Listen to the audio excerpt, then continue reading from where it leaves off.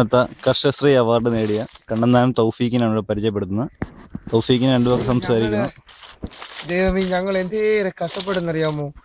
ഈ റബ്ബറ് മുക്കുടി വരെ പോയി പിക്കപ്പിന് കൊണ്ടുവന്നാണ്ട് അവിടെ ഇറക്കിയിട്ട് അവിടുന്ന് ഓരോന്നോരോന്ന് ചുമ്മി ഇങ്ങ് കൊണ്ടുവന്നതാ.